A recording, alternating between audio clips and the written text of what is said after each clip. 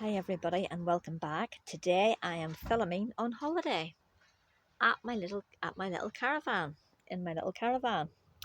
I'm having a rare bit of time to myself. The kids are away out with daddy and it's turned into a gorgeous sunny day. This is what I can see out my window. It's absolutely amazing. So I thought I would do a little bit more of my picture.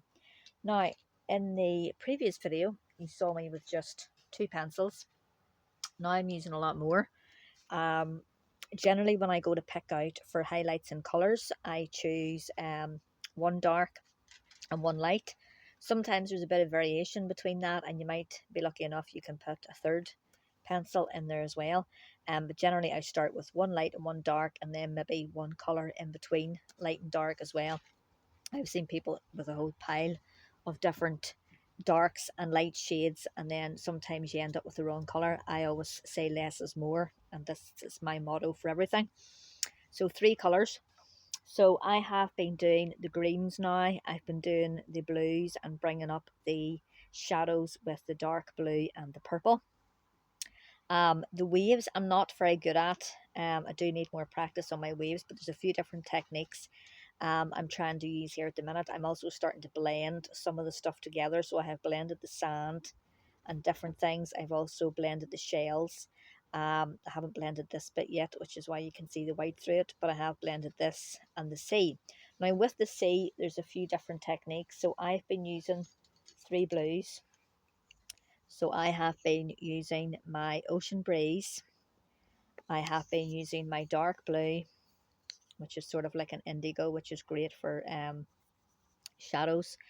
And I've been using my aqua blue. So that's what I mean by 3 blues. So you choose a dark and a light and one that's in between. This is my dark, this is my light, this one's in between, and you can work with those for doing your shadows. Obviously, if it's blue, you're doing. So I have done the dark blue here, then I've done the light blue. I've also added in some white as well in places, because you can also blend with white, or you can blend and burnish with a proper blending tool. This is my Derwent blender and this is my burnisher. So the burnisher tends to sort of bring the colors together, but it also sort of acts as a bit like a highlighter. And the blender just helps to blend the different colors or layers of pencil that you've put together, so you shouldn't really see any white through the paper unless you want the white to show through the paper, which I use sometimes, and I'm doing it at the minute for doing waves. So for the technique for the waves, as I said, I've used these colours, including the white. I also blended the colours together to get the dark and light shades. I've done it a wee bit better on this side than on this side. And then what I done was using my Tombow eraser, that little tiny eraser at the top. You erase some of the colour off. Didn't do it too well on this side, but you erase some of the colour off and it makes it look a bit more like waves. Now this one I blended down here, I added white and I burnished, because this is going to be the reflection of the sand and the sea from the sun. So this is a bit of the water, this is a bit of the sand, and I took some of that off and burnished it, and then I used the rubber to take off some of the colour here to make it look more like waves. So it looks a wee bit more like waves on this side than what it does on that side. And I already started doing the blue and stuff over there before I remembered about my razor. So then I also burnished this because it's a highlight from the sun here as well. I've burnished this, put the white on, and I also took some of it off again with the eraser to make it look more of a highlight. I'm going to leave the sun and the sky to the last. I have blended and added a third colour in with my greens. So in there I added a little bit of the summer green and a little bit of this strange colour called chartreuse. So I added those two in there, which is similar to, I think maybe that was the 2 colours plus grass green I used at the start to do these. This was a dark brown and a light brown for the tree, but I still have to do other details over that. That tree was grass green and a lime green, and then I added these 2 colours in on top of that as well. It still needs to be blended a little bit more. The rocks still need to be blended, and the flowers and the leaves down here still need to be blended, as you can see on this picture. So I still have a fair bit to go. and obviously the turtle's eye and so forth. But the tutorial isn't really helpful at all now when you get to your overall background, because obviously for a beginner it doesn't tell you how to do the waves, and I have a slight feeling that for the waves, pardon me, they have actually used a highlighter pen, a white highlighter pen for the waves. Quite often coloured pencil artists will use that to enhance like the white here in between the turtle's shell. You can't see it on mine because I have coloured it at the minute. So what they'll do is after that's all coloured, then they'll use a highlighter and they'll go over the top of the waves using the highlighter pen and a wee bit down here and in between the turtle's shell and in between these bits, which is why you can see the white standing out really well. I don't usually do that on my drawings. I tend to just use my blender and my burnisher and my rubber for rubbing out bits, and sometimes I don't colour certain parts of the paper. I may not colour the sun and then just do a, whatever you want to call that, a halo around it. So I'm going to finish the bottom part first and have it completely done before I start the sky. And I want to do his eye as well before I start the sky. But in terms of beginners, you can see there down the bottom, start introducing blues throughout the composition along with deep violets, richer reds and vibrant greens. So you're completely picking out the colours which you think is gonna, you know, is going to enhance the colours you have already layered on here. Sometimes picking the wrong colour can be a disaster, as in down here I had done this sand not realising it was blue because it was a reflection of some other dark bit of the turtle. So because I'd already done this yellow for sand, when I went to go over it with blue, obviously it turned it green. I did try to go over it with purple as well, but it's still green. So that's what I say, it's not very good, this tutorial, really, for a beginner who wouldn't know, how to fix that. I'm not going to bother fixing mine, mine's fine. But, who wouldn't know about that. Then it's also telling you when adding the sky tones, use cotton swabs and blending mediums. So the blending mediums they're talking about is like, I can't remember the name of it. It's sort of similar to rubbing alcohol that you would use for painting, like thinners for painting. If you were using like watercolor paint or acrylic paint, you would use a blending medium. So it's talking about using something like that and cotton swabs then for your sky tones and to gently smooth transitions and soft any harsh lines. For anybody that has just bought the pencils and they're a beginner and want to do this tutorial, that's not helpful. So the tutorial does not match the pencils. Like if you buy the pencils and you want to do the tutorial, you're not going to have cotton swabs and blending mediums because it doesn't tell you need that to go along with this pencil tin. So I think that's a bit misleading. I think they should have done the tutorial just based on pencils, and most people do have a rubber. I mean, you can use that, the normal square rubber in there. You can use that as well. The Tombow is just really good for doing like fine lines. I could take all this out in between here instead of using a highlighter pen. Whereas it, and mine then would come up the same as this, these white lines. So like the tutorial for a beginner buying this pencil set and just wanting to use the pencils and learn how to colour in and use the tutorial, blending mediums are for a more experienced artist, not a beginner.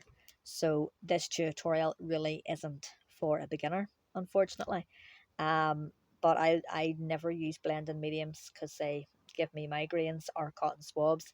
I will just blend and burnish that sky with these two pens here and probably add in a wee bit of white and stuff like that. I've always found my blender is really good for blending stuff rather than using a blending medium.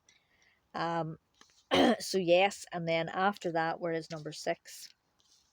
Number 6 then just says your illustration has now reached its final stage where you'll enhance the details using darker colours from your set.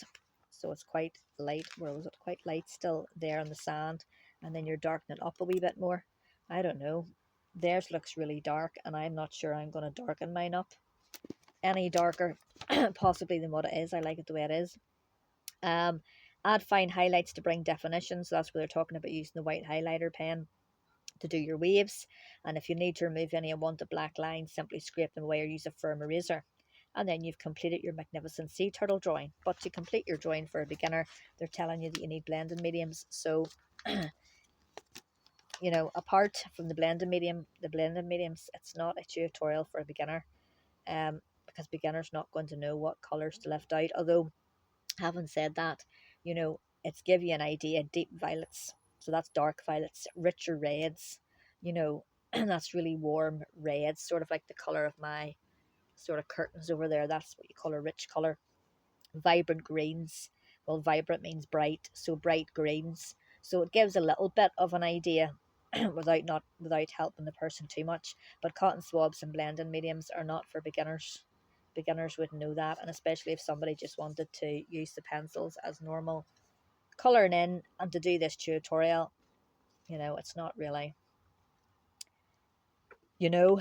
But having said that, I'm still enjoying it. I'm not really using the tutorial at this stage as much. I've just picked out what colours. I've used in a range of colours. I've showed you the greens and the blues. I didn't actually use that red anymore. I switched that red and I went over this red with the watermelon pink because it looks more pink around this part of the turtle. I might actually use this pink and go over some of the red as well to bring that up a little bit richer, or I might pick another red out of there, such as, if I can remember to get it, such as this one to deepen the reds, Fire Engine Red. So I might use that. Where the heck did it go? It's blew onto the floor. I have the door open and it's a bit windy. So yeah, I'll probably use this Fire Engine Red just to deepen my reds here, because at the minute they sort of are looking a bit more pink. So I'll use that to deepen the reds. I'll need that pink I had, that watermelon pink would be perfect for deepening the flower here and here. And then it just all needs blended out.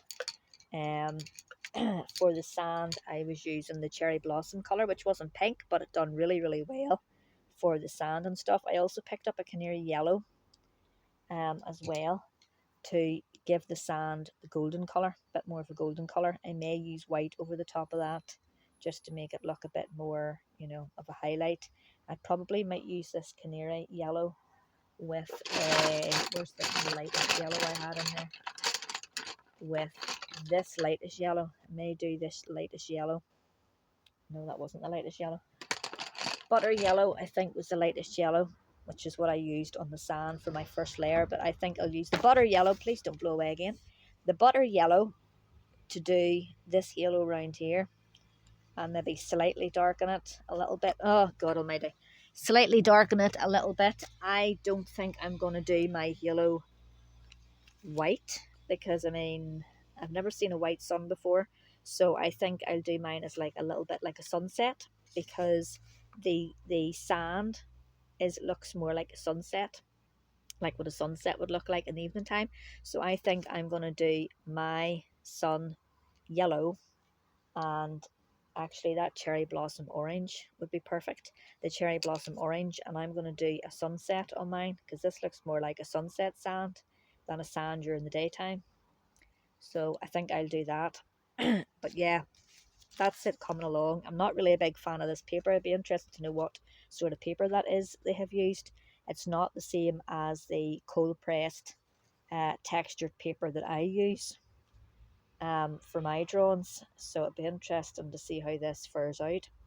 It is blended okay in some places, but we'll see. So yeah, I'm going to do a sunset instead, and we'll see what goes. I'm trying to get this so you can see both that and mine. There we go. So that's the tutorial, and that's mine so far. It's coming along nicely. So yeah, that's me. I'm going to go and get tidied up now, grab a cup of tea and maybe do some reading, and then come back and do a bit more of this later on or tomorrow. So yeah, I hope you are all having a nice day and the weather's nice where you are, and I hope you're enjoying this little tutorial with my coloured pencil tips along the way. And I'll talk to you all again very soon. Thanks for watching, and if you like, subscribe. Bye.